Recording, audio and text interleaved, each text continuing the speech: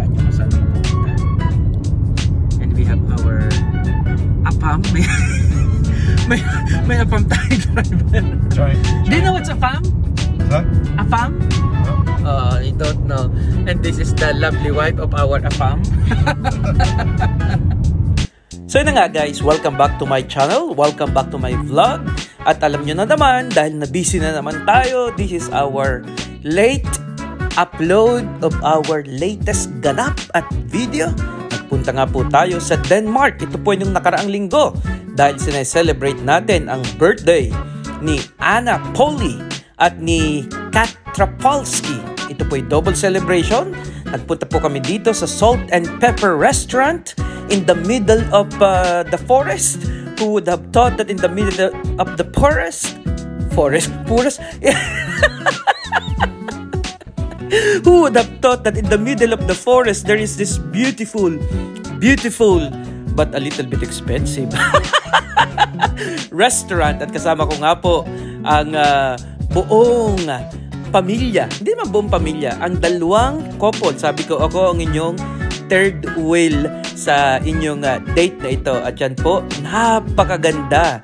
Matapos ko nga pong i-self-invite ng aking sarili. Actually po, supposedly last weekend ay pupunta po ako ng Lake Grace, Hopetown at saka ng Cuckoorin. Yun po ay mga 4 na oras na drive lang naman mula sa Albany, pero nabago ang schedule. Kaya sabi ko, aba, mukhang makakasama talaga ko, destined to join you in your celebration, kaya I self-invite.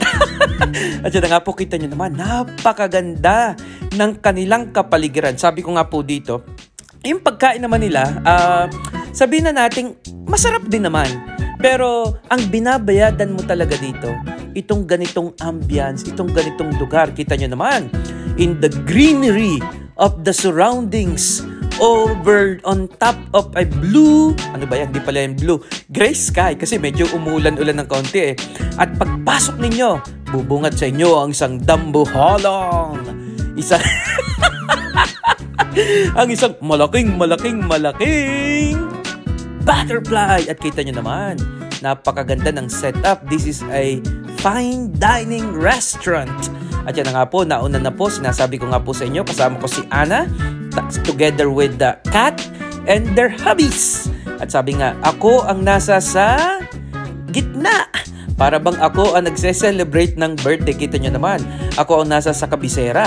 At yan na nga po, naka-order na kami. Tinitingnan namin kung ano bang masarap ditong kainin.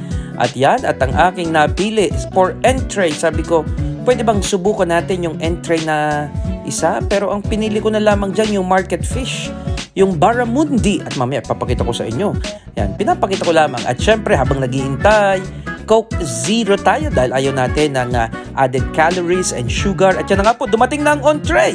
Sabi ko, talaga namang nakuha sa plate design, sa plating. At yan na nga po naman ang aming, ang bilis naman ng barramundi. Yan naman po ang aming dessert.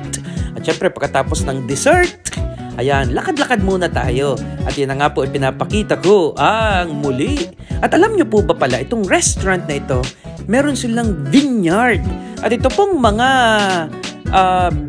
wine na ito ay dito ginawa. At syempre, medyo masarap yan. At sinusubukan, sabi ko, makapag-uwi kaya ng wine na ganito sa Pilipinas.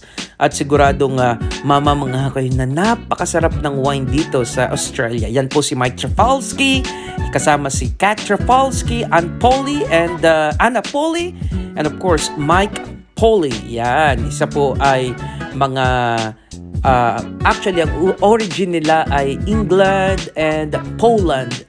No, England, yeah, European. At yan nga po, sabi ko kay Anna, sabi nga, videohan mo nga ako, yung pang-model lamang ang dating. Sabi ko diyan come on guys, kita nyo naman, talagang nag-long sleeve pa ako para sa okasyon na ito. Sabi ko, syempre, special ang okasyon na ito, dapat medyo kakaiba din ang ating suot. At kita nyo naman, talaga namang feeling model, feeling talaga namang kala mo na may napakagwapo. At yan po, pinapakita ko sa inyo ang kangaroo po na bulaklak na dito lang matatagpuan sa Australia. At kaya kung na-enjoy nyo po ang video na ito, samahan nyo ulit ako sa mga susunod. Goodbye, God bless, and click subscribe!